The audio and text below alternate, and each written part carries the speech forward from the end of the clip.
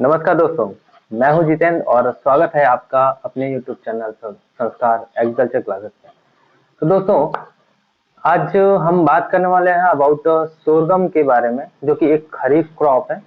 और इसमें हम कुछ इसके वेरियस टॉपिक्स पे बात करेंगे, जैसे कि इसके फ्लोरल स्ट्रक्चर के बारे में, कि इसका ब्रीडिंग प्रोग्राम जो है कि किस तरीके से चलाया जाता है, ब्रीडिंग टेक्निक्स क्या होते हैं, और इसमें जो है कि ब्रीडिंग का जो ऑब्जेक्टिव होता है, हम उसके बारे में आज इस टॉपिक में बात करने वाले हैं।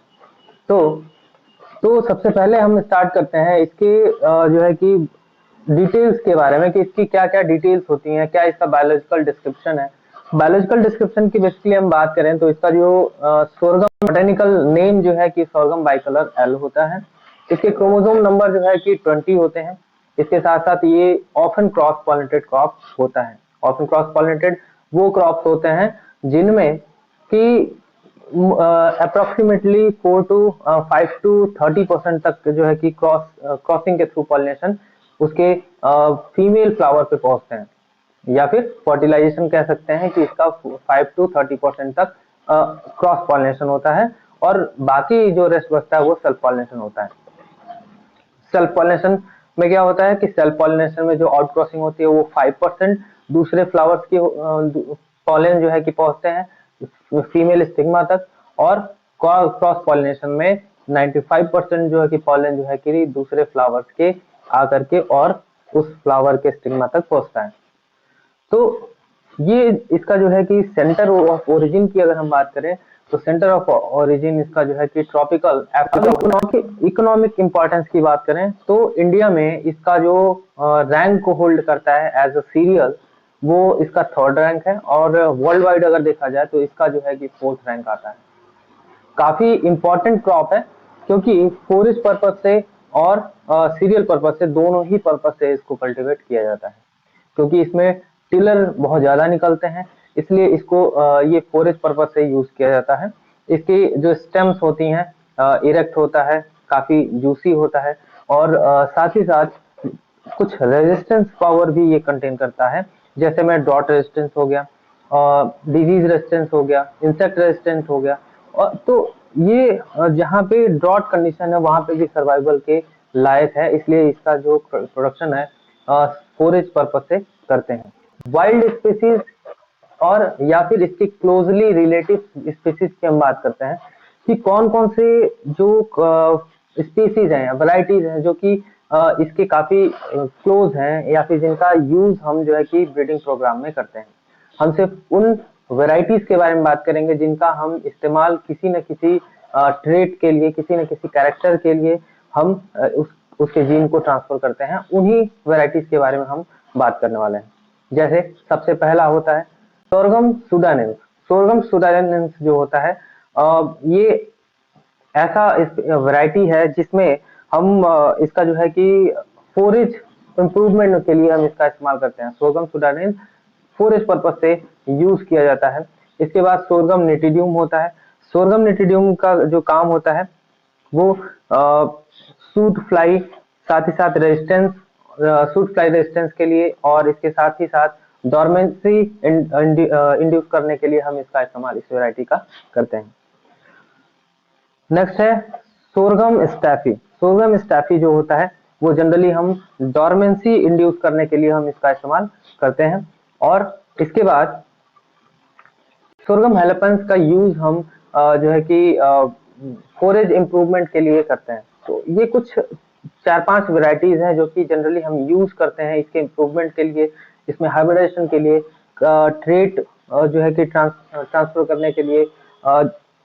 इसमें क्या किया जाता है, ट्री ट्रांसफर एक्चुअली कैसे करते हैं, तो हम दो ऐसे प्लांट्स का सिलेक्शन करते हैं जो ऑलरेडी, जिसमें कि कुछ डिजायरेबल कैरेक्टर्स होते हैं। पहले के वीडियोस में भी मैंने इस पे बात किया हुआ है कि दो ऐसे प्लांट्स का सिलेक्शन करते हैं जिसमें कि डिजायरेबल कैरेक्टर्स होते हैं। फॉर एग्जांपल कि कोई प्लांट ऐसा है जिसका इल्ड अच्छा है, और कोई प्लांट ऐसा है जिसका जो है कि इल्ड तो गड़बड़ है लेकिन उसकी जो क्वालिटी है, जैसे कि ड्रॉट रेजिस्टेंट, यानी कि सूखे की जगह पे भी कम से कम पानी में इसको प्रोड्यूस किया जा सकता है।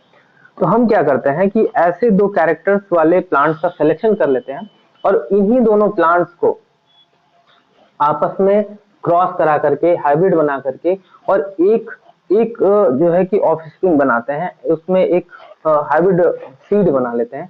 वही जो हाइब्रिड सीड होता है उसमें दोनों प्लांट्स के कैरेक्टर आ जाते हैं, यानी कि जो F1 जनरेशन बनता है उसमें अच्छी इल्ड के साथ साथ में उसमें जो है कि टॉलरेंसी भी देखने को मिलती है कि वो ड्रॉट के कंडीशन में भी खुद को सर्वाइव कर पाता है, यानी सूखे वाले जगह पे कम से कम पानी में अच्छा क्वालिटी का, अच्छे अमाउंट में जो है कि सीड प्रोडक्शन करने वाला जो है कि प्लांट हमको मिल जाता है। अब बात करते हैं यूटिलाइजेशन के बिहाफ पे सोरगम की कैटेगरी को। हम सोरगम को जनरली उसके यूटिलाइजेशन के अकॉर्डिंग हम कुछ सेवरल क्लासेस में क्लासिफाई करते हैं, जैसे ग्रेन सोरगम जिसका प्रोडक्शन हम सिर्फ ग्रेन के लिए करते हैं। दूसरा है स्वीट सोरगम जिसका मेनली हम उसमें स्वीटनेस के लिए उसका प्रोडक्शन करते हैं। और तीसरा है ग्रास सोरगम। ग्रास सोरगम में जो है कि जनरली दो कैटेगरीज जनरल वेराइटीज हैं जो कि आपको आसपास भी देखने को मिल जाएंगी, जैसे कि सूडान ग्रास है, जॉनसन ग्रास है। तो ये दोनों ग्रासेज जो है कि आपको आसपास अपने देखने को मिल जाएंगे। इनका यूज जो है कि हम फॉरेस्ट पर्पज से करते हैं। पशुओं के लिए चारा जो होता है वो इन्हीं दोनों उनके लिए ये अच्छा चारा प्रोड्यूस करता है। इसके बाद है special type of sorghum. Special type इनका मतलब कि अलग अलग यूज होता है। For example waxy waxy sorghum जो होता है उसमें वैक्सी लेयर होती है, आउटर जो कवरिंग होती है वो वैक्सी कवरिंग होती है, तो उससे वैक्स के कलेक्शन के लिए, वैक्स बनाने के लिए भी हम इसका यूज कर लेते हैं, प्रोडक्शन करते हैं। साथ ही साथ इसका जो है कि ब्रूम कॉर्न के नाम से भी के तौर पे इसका हम यूज करते हैं। ब्रूम मतलब जनरली होता है झाड़ू, जैसे झाड़ू होता है, इसका जो इन्फ्लोरेसेंस होता है वो कुछ झाड़ू नुमा होता है, इसलिए हम इसका प्रोडक्शन कुछ ब्रूम के तौर पे भी इसका करते हैं।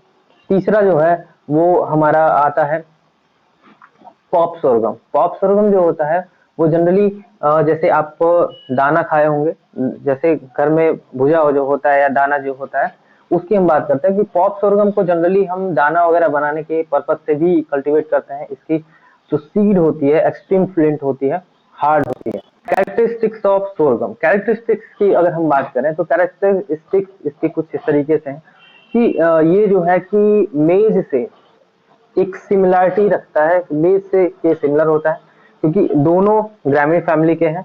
दोनों के फिनोटाइप में, फिनोटाइप क्या होता है तो फिनोटाइप उसका फिजिकल अपीयरेंस होता है, तो ये मेज से कुछ सिमिलरिटी रखता है। और सिमिलरिटी इसके डिफरेंस की सिर्फ और सिर्फ देखने को मिलती है इसकी पत्तियों में, इसकी नैरो पत्तियां होती हैं और मेज का जो है चौड़ा पत्ती होता है। और इसमें एक स्पेशल क्वालिटी होती है कि ये जब इसको एक्सट्रीम हीट मिलता है या गर्मी आती है तो उस कंडीशन में अपने जो लीफ होता है उसको फोल्ड कर लेता है, ट्विस्ट कर लेता है और स्टोमेटा को अपने क्लोज कर लेता है, और इस स्टोमेटा को क्लोज करके और अपने आप को जो है कि डॉट के कंडीशन में भी सरवाइव कर पाता है। इसकी जो रूट होती है बहुत ही अच्छी डेवलप होती है, तो इसमें इसके जो लोअर नोट्स होते हैं उससे कभी कभी जो है कि स्टिल्ट रूट भी देखने को मिलता है। स्टिल्ट रूट बेसिकली जैसे आपने देखा होगा कि खेत में जब जो पौधे होते हैं उनके नीचे वाले जो नोट्स होते हैं उन नोट्स से कुछ रूट्स निकलने लग जाते हैं, उन रूट्स को हम स्टिल्ट रूट कहते हैं। तो इसमें स्टिल्ट रूट भी देखने को मिलता है। अच्छे तरीके से डिफाइंड जो है कि इसका रूट सिस्टम होता है, जो कि इसको काफी स्टेबल बनाता है।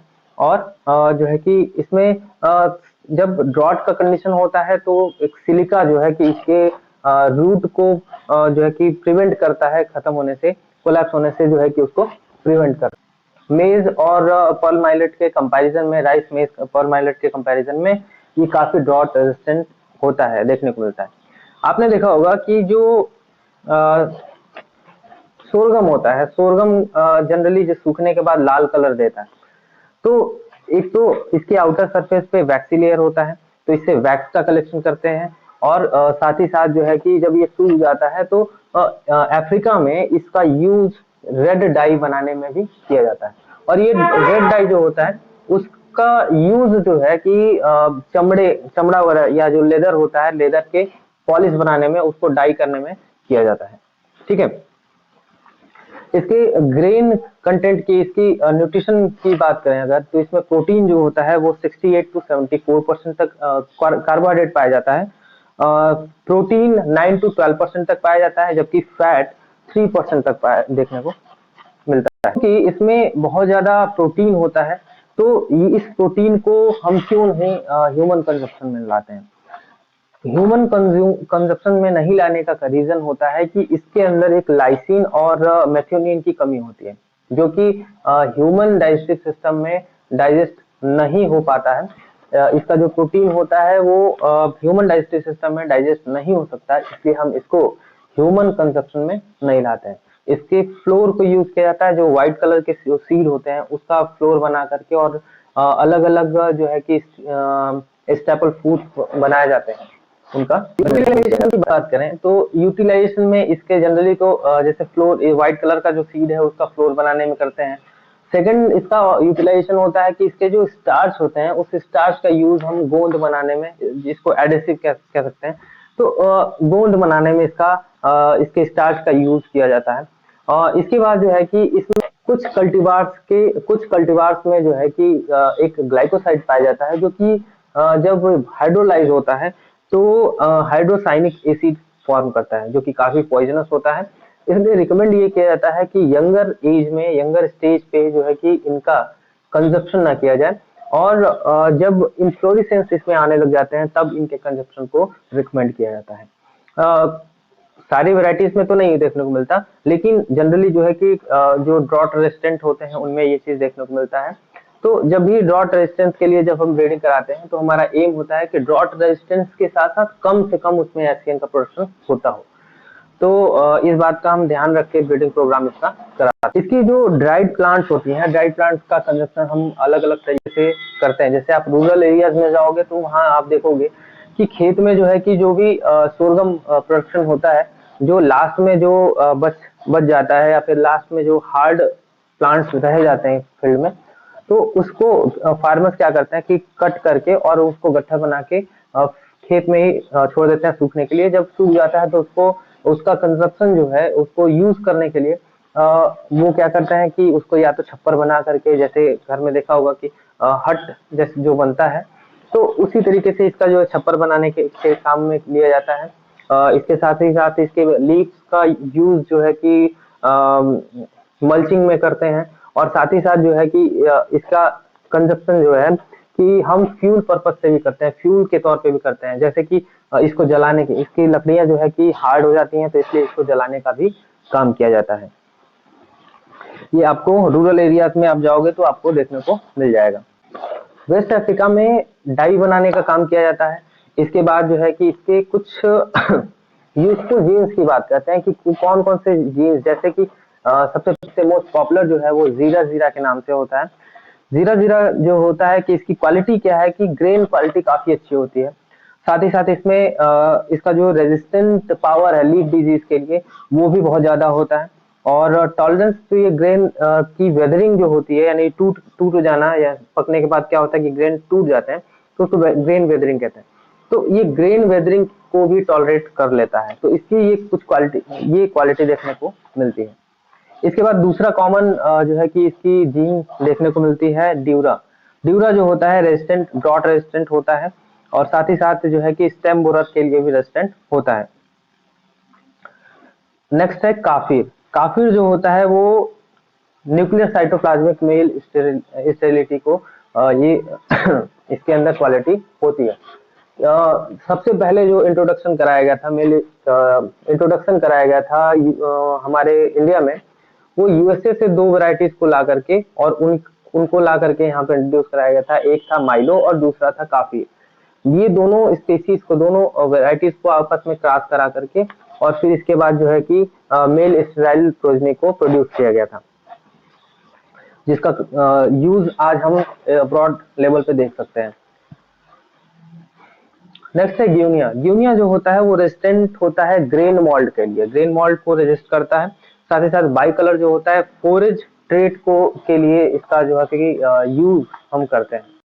बात करते हैं अब हम इन्फ्लोरेसेंस की। तो सोरगम का जो इन्फ्लोरेसेंस आप देख सकते हैं कि इसमें जो है कि इन्फ्लोरेसेंस देखेंगे कि जो सेंट्रल एक्सिस होता है, उस सेंट्रल एक्सिस से फिर इसमें जो है कि कुछ स्टेम्स देखने को मिलती हैं। जो सेंट्रल एक्सिस होता है जनरली हम इस पूरे इन्फ्लोरेसेंस को ही हम पैनिकल कहते हैं। और जो सेंट्रल एक्सिस होता है उसको हम रैसिस कहते हैं। और इसके बाद जो है कि हर एक प्राइमरी जो रूट है, जो प्राइमरी रूट आप देख सकते हैं, तो वो प्राइमरी रूट कंटेन कर दो फ्लावर्स को बियर करता है। एक अपर फ्लावर होता है, एक लोअर फ्लावर होता है। तो जो अपर फ्लावर होता है वो मेल स्टाइल होता है, जबकि जो लोअर फ्लावर होता है वो सेसाइल या फिर कह सकते हैं कि फर्टाइल फ्लावर होता है। बाइसेक्सुअल फ्लावर होता है, कंप्लीट फ्लावर होता है, और जिसकी वजह से उसमें फर्टिलाइजेशन काफी अच्छा हो जाता है। ठीक है, तो जब इसमें फर्टिलाइजेशन होता है तो जनरली जो है किसी सेसाइल फ्लावर में देखने को मिलता है। आप देख सकते हैं यहाँ पे सेसाइल स्पाइकलेट्स के फिगर है। इसमें जो है कि जो लोअर आपको जो है कि स्ट्रक्चर दिखाई दे रहा है वो लोअर ग्लूम्स है। इसके जस्ट बाद जो है कि अपर ग्लूम्स है, देन लेमा है, देन इसके बाद जो है कि दो फ्लावर्स आपको आप देख सकते हैं। इसमें क्या है कि स्टैमिनेट, जो तीन स्ट्रक्चर आपको देखने को मिल रहा है वो स्टैमिनेट है, और इसके ऊपर जो स्ट्रक्चर देखने को मिल रहा है उसको हम पैलिया कहते हैं। तो एक साइड जो है वो हमारा जो है कि मेल स्टेराइल फ्लावर है, और दूसरे साइड में जो है कि बाइसेक्सुअल फ्लावर मेल फर्टाइल, ये फर्टाइल फ्लावर है। इसमें कंसिस्ट करने की बात करें तो दो इसमें ग्लूम्स, टू हेयरी लेमा, एक पैलिया, और एक स्मॉल ऑन भी देखने को मिलता है। तीन स्टेमन्स देखने को मिलते हैं, और लॉडिक्यूल्स देखने को मिलता है। लॉडिक्यूल्स फ्रेंड्स क्या होता है?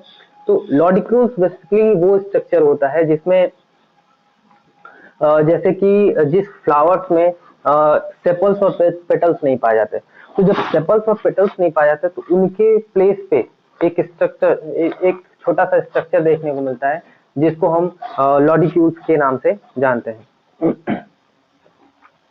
देन इसके बाद जो है कि इसमें एक पिस्टल पाया जाता है और दो फिदरी स्टिग्मा इसमें देखने को मिलता है। तो ये कुछ इसके जो फ्लावर्स हैं जो बियर करते हैं, जो पार्ट इसमें होता है, सेगमेंट होता है, उसकी हम बात कर ले। इसके बाद हम बात करते हैं इसमें इमैस्कुलेशन की। तो इमैस्कुलेशन की अगर हम बात करें तो इमैस्कुलेशन इसमें जनरली क्या करते हैं? तो सबसे पहले तो हम इसके इन्फ्लोरेसेंस जो होती है, तो जो ओपन इन्फ्लोरेसेंस होता है, जो स्पाइकलेट्स ओपन हो चुकी हैं, सबसे पहले हम उसको रिमूव कर लेते हैं। फॉर एग्जांपल कि अगर ये इन्फ्लोरेसेंस है, अगर इसका सेगमेंट इतना सेगमेंट अगर ये फ्लावर्ड हो गया, फूल चुका है, और इतना अभी जो है कि अभी ओपन नहीं है, तो हम इस सेगमेंट को पूरा का पूरा रिमूव कर देते हैं। देन इसके बाद जो है इसके ये जो पोर्शन होता है जिसपे कि अभी फ्लावर्स अभी ओपनिंग में होते हैं, ओपनिंग स्टेज में होते हैं, अभी ओपन नहीं हुए हैं, तो इसके फ्लावर्स में फिर हम क्या करते हैं कि उसके जो मेल जो पोर्शन होता है, स्ट्रक्चर होता है, उसको हम रिमूव कर देते हैं, एंथर्स को रिमूव कर देते हैं। एंथर्स को रिमूव करते हुए ध्यान ये देना चाहिए कि जो स्टिग्मा है हमारा वो बचा है। फिर इसके बाद जो है कि हम उसको कवर कर देते हैं। कवर करने के बाद जो है कि नेक्स्ट मॉर्निंग में ये जो प्रोसीजर होता है इमैस्कुलेशन का किसी भी फ्लावर में, हम शाम के टाइम में करते हैं, इवनिंग के टाइम पे करते हैं, और जब उसमें पॉलिनेशन कराना होता है तो वो मॉर्निंग का टाइम चूज करते हैं। तो नेक्स्ट मॉर्निंग में हम क्या करते हैं कि उस बैग किए हुए, उस ढके हुए फ्लावर को फिर एक पॉलिन जो डिजायरेबल पॉलिन वाला बैग होता है, डिजायरेबल जो पॉलिन होता है उससे हम डस्टिंग कर देते हैं, और इस डस्टिंग के बाद जो है कि पॉलिनेशन फर्टिलाइजेशन होता है और सीड की सेटिंग हो जाती है। तो उम्मीद करता हूं कि आज के इस टॉपिक में आपको कहीं कंफ्यूजन नहीं होगा। अगर कोई कंफ्यूजन होता है, कहीं से कोई प्रॉब्लम आती है, तो आप कमेंट सेक्शन में कमेंट करके पूछ सकते हैं। मिलते हैं एक नए वीडियो में नए टॉपिक के साथ में। तब तक के लिए जय हिंद।